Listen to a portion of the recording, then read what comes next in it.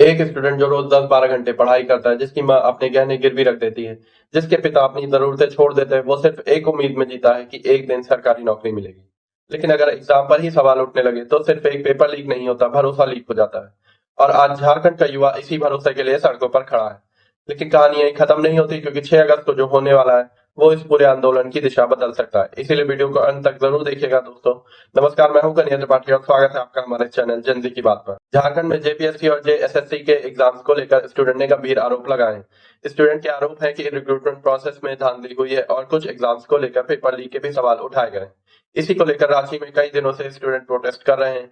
उनकी मांगे हैं कि ट्रांसपेरेंसी इन्वेस्टिगेशन की जाए और अगर जरूरत हो तो सीबीआई इंक्वायरी भी करी जाए। स्टूडेंट का कहना है, हम सिर्फ एक फेयर सिस्टम मांग रहे हैं, लेकिन असली दर्द पेपर लीक नहीं है, असली दर्द कुछ और है।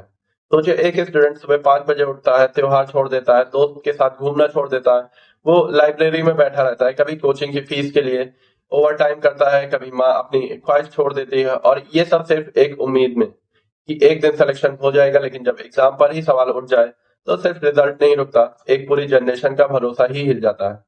इसीलिए ये प्रोटेस्ट सिर्फ एक रिक्रूटमेंट का नहीं, सिस्टम में ट्रांसपेरेंसी की डिमांड का प्रोटेस्ट बन चुका है। अब इस मुद्दे में सियासी रंग भी ले लिया है। बीजेपी ने स्टूडेंट के प्रोटेस्ट के समर्थन करते हुए सीबीआई इन्वेस्टिगेशन की मांग की है। दूसरी तरफ स्टेट गवर्नमेंट पर प्रेशर बढ़ता जा रहा है कि रिक्रूटमेंट प्रोसेस को लेकर स्पष्ट जवाब दिया जाए। लेकिन एक बात याद रखिए, आरोप लगना और आरोप साबित होना दोनों अलग बात है। इसीलिए इस पूरे मामले में आधिकारिक जांच और उनके नतीजों का इंतजार भी उतना ही जरूरी है। और अब जो बात मैं बताने वाला हूं वही इस आंदोलन का सबसे बड़ा टर्निंग पॉइंट बन सकता है। स्टूडेंट ने ऐलान किया है कि 6 अगस्त को झारखंड विधानसभा मार्च निकाला जाएगा। इस मार्च का मकसद है अपनी आवाज को सीधे सरकार तक पहुंचाने का। स्टूडेंट का कहना है कि जब तक उनकी मांग पर स्पष्ट एक्शन नहीं होता है, तब तक उनका आंदोलन जारी रहेगा। अब सबकी नजर 6 अगस्त पर टिकी हुई है कि क्या इस मार्च के बाद सरकार कोई बड़ा फैसला लेगी या फिर स्टूडेंट का संघर्ष और लंबा चलेगा। ये देखना भी बाकी है। पेपर लीक सुनने में सिर्फ 2 शब्द लगते हैं, लेकिन इन 2 शब्दों के पीछे किसी माँ की दुआ होती है, किसी पिता के पसीने होते हैं, और एक स्टूडेंट के 3-4 साल की मेहनत भी होती है।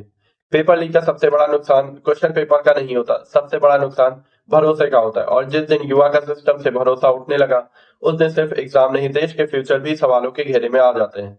6 अगस्त को जब हजारों स्टूडेंट विधानसभा की तरफ मार्च करेंगे, हो सकता है किसी के आंखों में आंसू हो, किसी के हाथ में तिरंगा हो, किसी के हाथ में प्ले कार्ड हो, लेकिन हर चेहरे पर सिर्फ एक ही सवाल होगा, क्या हमारी मेहनत की कोई कीमत नहीं है। अब देखना यह है, क्या ये आवाज सिर्फ सड़कों तक सीमित रह जाएगी या विधानसभा के अंदर भी गूंज सुनाई देगी। याद रखिए, एक देश तब मजबूत नहीं बनता जब उसके पास सबसे बड़ी इकोनॉमी हो। एक देश तब मजबूत बनता है जब उसके युवा सिस्टम पर भरोसा करते हो। अगर वो भरोसा टूट गया तो सिर्फ एक एग्जाम नहीं आता, पूरा देश हारने लगता है। मैं उम्मीद करता हूँ कि इस पूरे मामले की निष्पक्ष जांच होगी और सच जो भी है वो सामने आए, और हर मेहनत करने वाले स्टूडेंट को एक ऐसा सिस्टम मिले जहां सिलेक्शन सिफारिश से नहीं, सिर्फ मेहनत से हो। और जाने से पहले बस एक लाइन, सपने तब नहीं टूटते जब रिजल्ट खराब होता है, सपने तब टूटते हैं जब मेहनत से पहले ही सिस्टम पर भरोसा उठ जाए। मैं हूं कन्हैया और आप देख रहे थे जनजी की बात। धन्यवाद दोस्तों, जय हिंद।